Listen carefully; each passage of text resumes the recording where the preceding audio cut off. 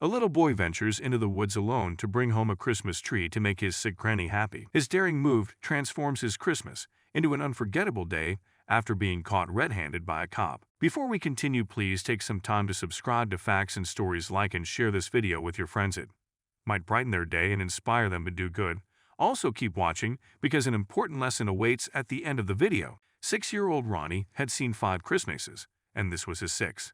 It was even more special because he was going to decorate his much-awaited Christmas tree with his grandma Summer. It had always been an unbroken tradition. Little Ronnie loved it as much as he loved hanging empty stockings at the end of his bed so that Santa could fill it up with sweet surprises.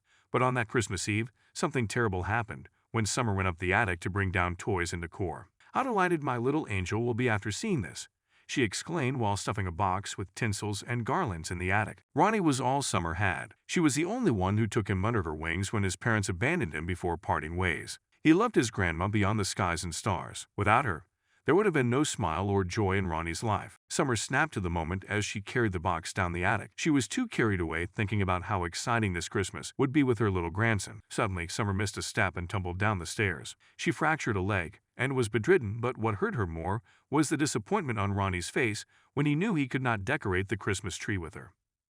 "Mimi," that's what he called her. "Are you all right? It's okay if we don't decorate our tree. I want you to walk. When will you get up, Mimi?" Summer could not hold back her tears at seeing Ronnie upset, so she let her tears freely flow in front of him.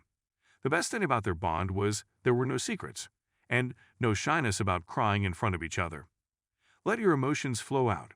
If you hold them back, they will do no good," Summer always told Ronnie, so he understood the water flowing down from his granny's eyes were not tears but her emotions. He also knew how disheartened she was they would not be able to decorate the Christmas tree together. So he decided to put a smile on her face by taking things into his own hands. But for that, he needed a Christmas tree, and every year, they shopped for one at the market. "What will I do for a Christmas tree?" Ronnie worried. He did not know the way to the market and did not have money to buy a tree. Suddenly, an idea struck him, and he ran out of the house to the woods nearby. It was a frosty evening. The woods, trees, land, and everything as far as little Ronnie's eyes could see were blanketed in snow, as though the heavens were napping on earth. He ran into the woods not far and paused a little beyond the entrance after seeing a little pine tree lying on the snow. Somebody had already cut it, but it was seemingly discarded due to crooked branches.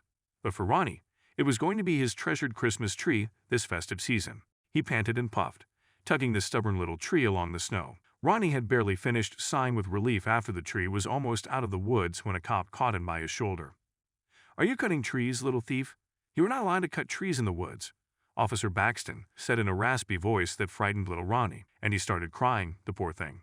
"Huh, give me that tree," Officer Baxton said again, extending his hand to grab the trunk from Ronnie's hands. "It's to make my sick granny happy," Ronnie cried. "I'm not going to give it to you. We don't have a tree, and she is sad because we didn't decorate a tree for Christmas. Mimi will smile if she sees my tree. I want to make her happy, and I need this tree." Officer Baxton frowned, rubbing his mustache, looking into Ronnie's big, pleading eyes. "I'm sorry, but I cannot let you take that tree, Sonny. But I have an idea. Come with me." Officer Baxton was close to retirement and had 5 grandchildren. Little Ronnie reminded him of them, and his innocence moved his heart. He took Ronnie to the market and bought him a new Christmas tree. But Officer Baxton didn't stop at that. He bought a big basket of Christmas goodies and treats, and even a big chocolate cake for Ronnie. That evening, Officer Baxton and Ronnie decorated the Christmas tree with Summer. She was delighted and thankful to the officer for making her little boy's Christmas one of a kind. Don't thank me, Mrs. Phil. Your grandson loves you so much, and you should be proud of him. He's such an adorable little fella," said Officer Baxton. The next day, Summer and little Ronnie celebrated their best Christmas together. They laughed, made wishes, and even exchanged handmade presents. Meanwhile, Officer Baxton extended another hand of kindness that helped Summer recover faster in the days that came. He visited them every morning and brought breakfast and groceries.